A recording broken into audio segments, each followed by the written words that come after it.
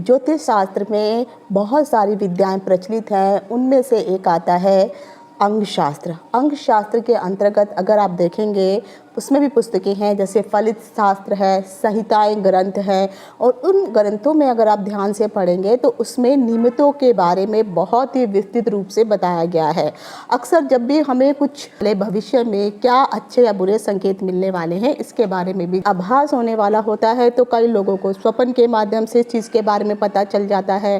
कई लोगों को पहले से ही कुछ ना कुछ आभास होना शुरू हो जाता है तो उनको पता चल जाता है। और उसमें से एक चीज़ और होती है जिसमें हमें अंगों के फड़कने से भी पता चल जाता है कि हमारे साथ आगे क्या होने वाला है। निमित्त उन लक्षणों को कहते हैं जिन्हें देख करके हम अपने अतीत के बारे में कुछ भी भविष्यवाणी घटित होने वाली है उसके बारे में पता कर सकते हैं। अब यहाँ पर निमित्त का अर्थ होता है कि आपके शरीर के जितने भी अंग हैं, सिर से लेकर के पैर के अंगूठे तक, ये हमेशा कभी ना कभी अगर आप देखेंगे तो ये स्फुरण अर्थात ये फड़कने लगते हैं। और जब ये फड़कते हैं तब समझ में आ जाता है कि हमारे साथ कुछ अच्छा होने वाला है या बुरा होने वाला है।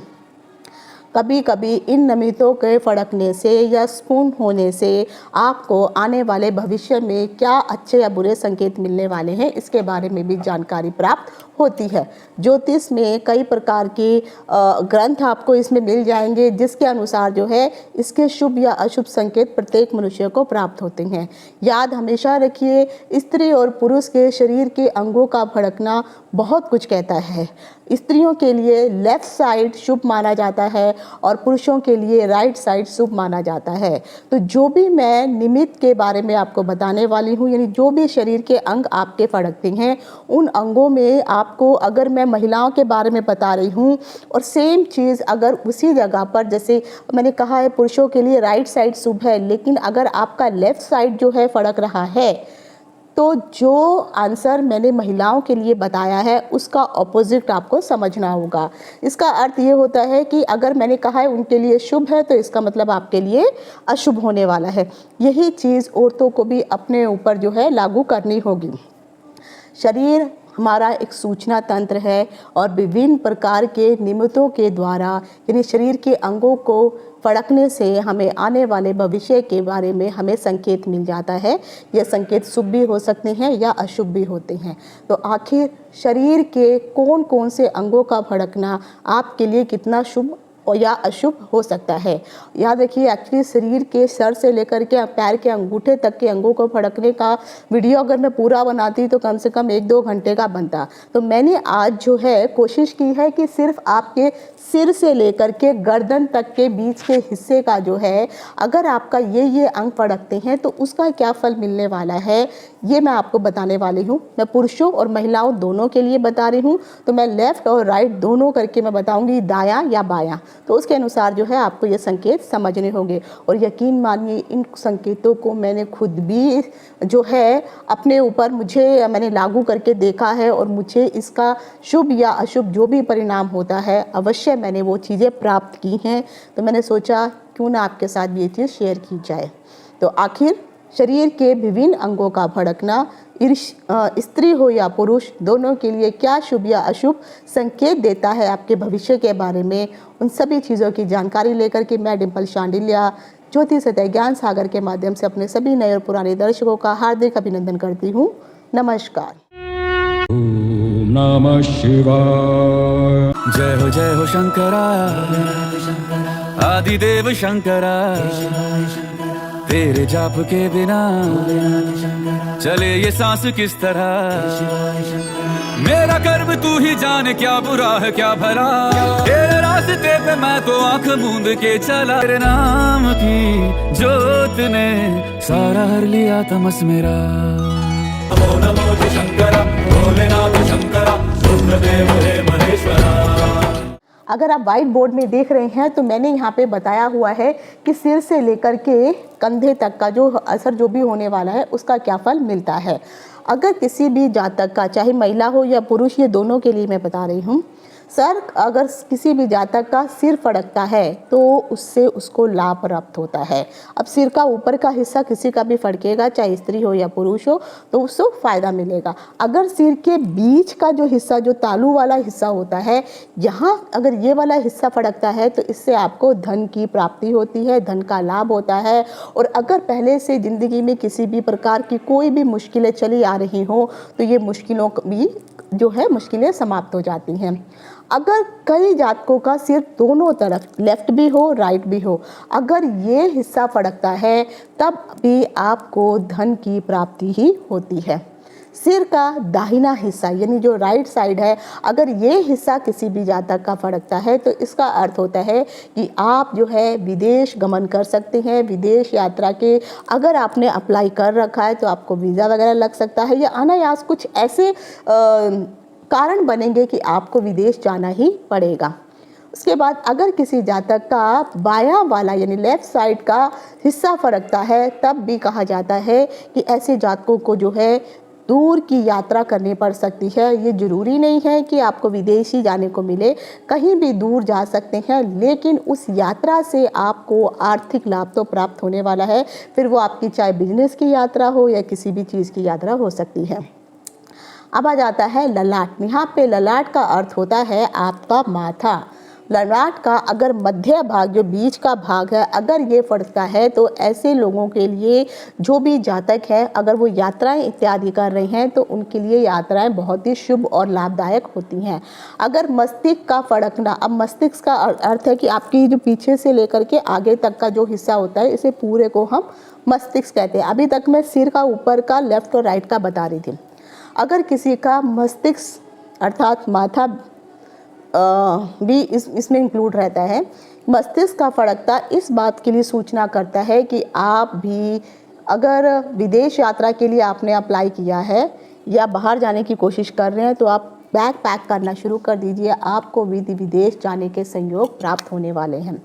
अगर किसी की दाहिनी कनपटी, कनपटी जो होती है, जो हमारे यहाँ कान के ऊपर का जो हिस्सा होता है ना, ये वाला पॉइंट जो रहते हैं, इनको कनपटी कहा जाता है।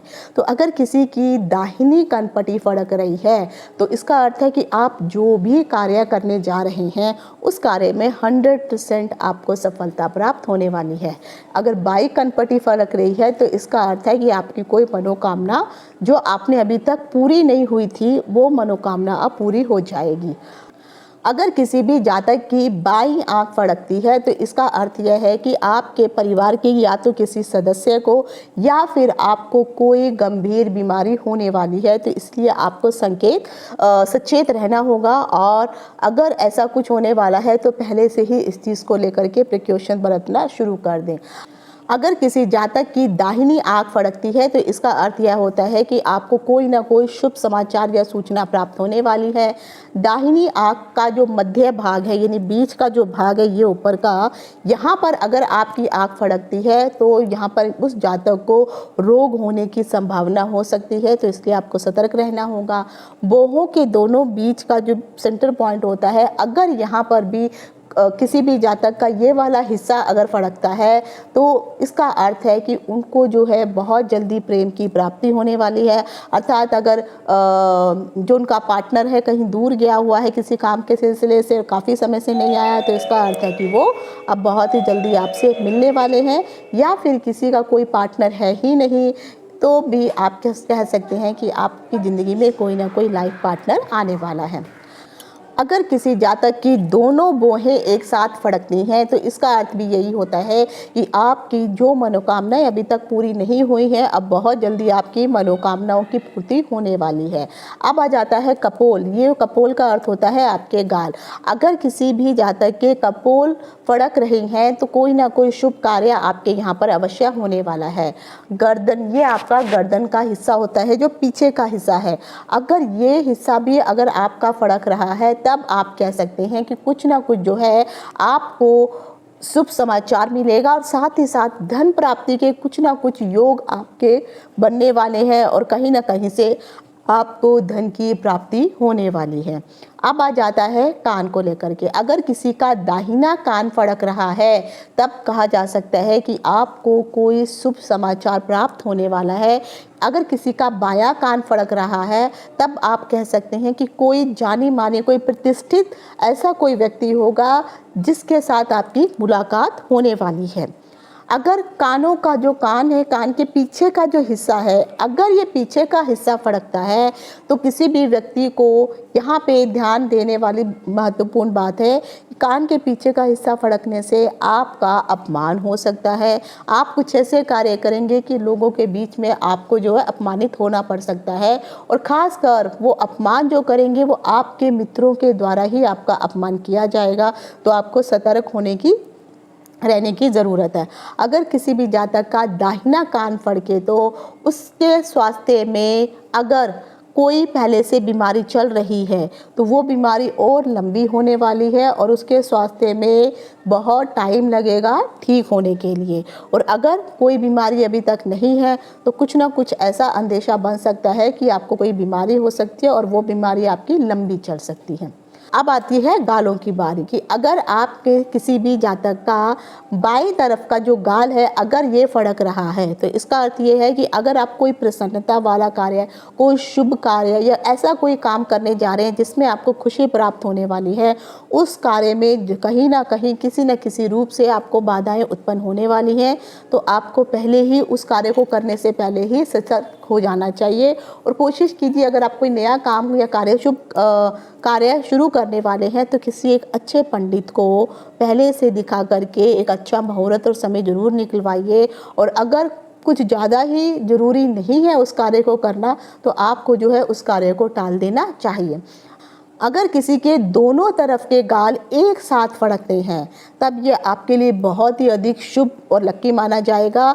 यहाँ पर शास्त्रों के अनुसार कहा गया है दोनों गालों का फड़कना अर्थात आपको किसी न किसी रूप से अप्रत्याशित अपार रूप से धन की प्राप्ति होने वाली है। अब वो धन कैसे प्राप्त होगा वो ईश्वर को मालूम है और आपको पता है, लेकिन धन की प्राप्ति अवश्य होगी। अब आ जाता है कि अगर किसी भी जातक का नाक फड़कता है, नाक फड़कना बहुत शुभ माना जाता है। इसका अर्थ है कि किसी न किसी रूप से कहीं ना कहीं से आपको धन की प्राप्ति होने वाली है। नाक का अगर दाहिना हिस्सा फड़क रहा है तो किसी भी जातक के साथ आपका काफ़ी बड़ा झगड़ा हो सकता है। नाक का अगर बायां हिस्सा फड़क रहा है तो इसका अर्थ है कि आपको एक तो प्रसिद्धि मिलने वाली है, आप किसी न किसी कारण से फेमस होने वाले हैं और साथ ही साथ आपको धन की प्राप्ति भी होने वाली है। अगर नाक का जो ऊपर जो टॉप का जो पॉइंट होता है, ये नोक अगर फड़कती है तो समझ जाइए आप किसी ना किसी मुसीबत में फंसने वाले हैं। तो सचेत होकर के रहिए।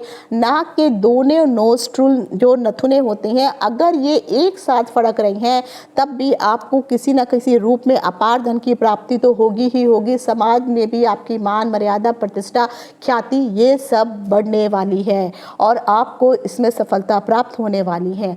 अगर नाक की जड़ें इनसाइड अगर नाक में अंदर की तरफ से अगर नाक फड़कने लगती है तब कहा जा सकता है कि किसी भी जातक के साथ जो है आपका लड़ाई झगड़ा हो सकता है। अब आ जाता है कान को लेकर के। अगर किसी जातक के कान के अंदर का जो छेद होता है अगर वहाँ पे फड़कन महसूस हो रही है तब आप कह सकते हैं आप किसी पुराने घनिष्ठ मित्र से मिलने वाले हैं।